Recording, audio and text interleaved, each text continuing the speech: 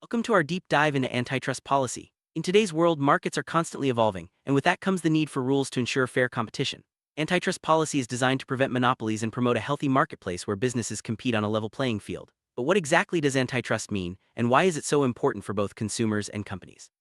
In this video, we'll break down the basics, explore key regulatory frameworks, and explain how market concentration is measured using tools like the Herfindahl-Hirschman Index, or HHI. Let's get started by understanding the core purpose of antitrust regulations.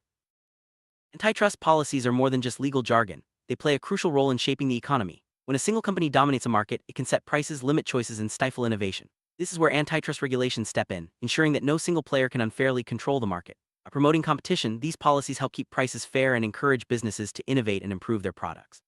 So, whether you're a consumer looking for better deals or a business aiming to grow, antitrust laws impact you directly.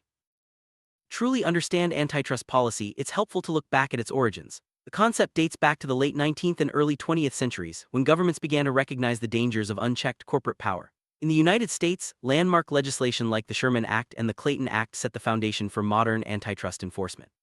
These laws were created to break up monopolies and prevent anti-competitive practices, ensuring that markets remained open and competitive for all. Several major laws form the backbone of antitrust policy. The Sherman Act, passed in 1890, was the first federal law to prohibit monopolistic practices. The Clayton Act followed in 1914, addressing specific behaviors like price discrimination and mergers that could reduce competition. Together, these laws empower regulators to investigate and challenge companies that threaten market fairness. Over time, additional legislation and court rulings have refined and expanded the scope of antitrust enforcement. Today, several agencies are responsible for enforcing antitrust laws. In the United States, the Federal Trade Commission (FTC) and the Department of Justice (DOJ) play leading roles. These organizations investigate potential violations, review mergers, and take legal action when necessary. Their work ensures that markets remain competitive and that consumers benefit from a wide range of choices and fair prices. Similar agencies exist in other countries, each with its own approach to antitrust enforcement. Antitrust policy isn't limited to one country. Around the world, governments have developed their own frameworks to address market concentration and anti-competitive behavior. The European Union, for example, has its own set of regulations and an active competition authority. While the details may differ, the goal is the same: to foster competition and protect consumers. International cooperation is increasingly important as businesses operate across borders.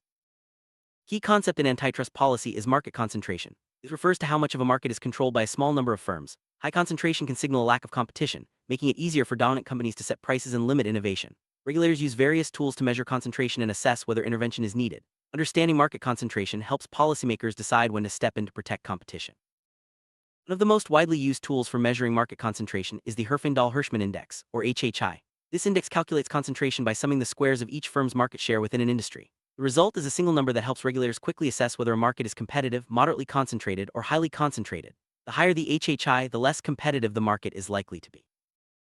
Calculating the HHI is straightforward but powerful. First, determine the market share of each firm in the industry expressed as a percentage. Next, square each firm's market share, then add up all the squared values. For example, if 4 firms each have 25% of the market, the HHI would be 252 plus 252 plus 252 plus 252, which equals 2,500. This simple calculation provides valuable insight into market structure. HHI score helps regulators interpret market dynamics. An HHI below 1,500 typically indicates a competitive market, while scores between 1,500 and 2,500 suggest moderate concentration. Markets with an HHI above 2,500 are considered highly concentrated and may warrant closer scrutiny. These thresholds guide regulators in deciding when to investigate mergers or other business practices that could harm competition. Regulators rely on the HHI because it provides a clear, quantitative measure of market concentration. Unlike simple market share comparisons, the HHI accounts for the distribution of market power among all firms, not just the largest players. This makes it a more nuanced tool for identifying potential competition issues and deciding when regulatory action is needed. While the HHI is a valuable tool, it's not perfect. It doesn't capture every aspect of market competition, such as barriers to entry or the potential for new competitors to emerge. Regulators use the HHI alongside other analyses to get a complete picture. It's important to remember that a high HHI doesn't automatically mean a market is anti-competitive, but it does signal the need for closer examination.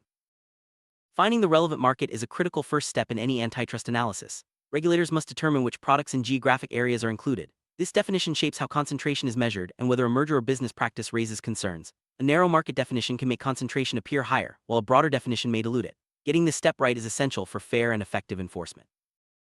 Mergers and acquisitions are a major focus of antitrust policy. When two companies combine, the resulting firm may control a larger share of the market. Regulators use tools like the HHI to assess whether a merger would significantly increase concentration and reduce competition. If so, they may block the deal or require changes to protect consumers and maintain a competitive market.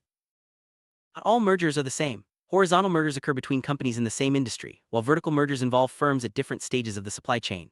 Horizontal mergers are more likely to raise concentration concerns, but vertical mergers can also impact competition. Regulators analyze each case carefully, considering how the merger might affect market dynamics and consumer choice.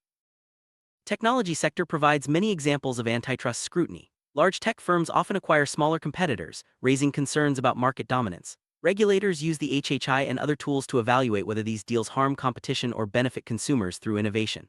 High-profile cases have shaped how authorities approach mergers in fast-changing industries. Barriers to entry are factors that make it difficult for new firms to enter a market. High barriers can protect dominant companies from competition, even if the market appears competitive on paper. Regulators consider these barriers when assessing market concentration and the potential impact of mergers. Examples include high startup costs, access to technology, or regulatory hurdles. When regulators find that a merger or business practice threatens competition, they can take action. Remedies may include blocking a deal, requiring divestitures, or imposing behavioral conditions. Enforcement ensures that antitrust laws have real impact, protecting consumers and maintaining market fairness. The goal is always to preserve competition, not to punish successful companies. At the end of the day, antitrust policy is about protecting consumers. Competitive markets lead to lower prices, more choices, and better quality products. By preventing monopolies and encouraging innovation, antitrust enforcement helps ensure that everyone benefits from a dynamic and fair economy.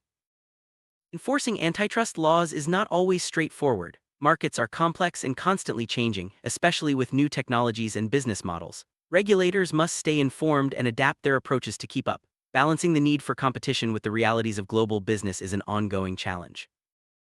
As companies operate across borders, international cooperation becomes essential. Regulators from different countries share information and coordinate investigations to address anti-competitive practices that span multiple markets. This collaboration helps ensure that enforcement is effective in a globalized economy. Recent years have seen renewed interest in antitrust enforcement, especially in technology and healthcare. Governments are updating their policies to address new challenges such as digital platforms and data-driven markets. Staying informed about these trends is important for businesses and consumers alike.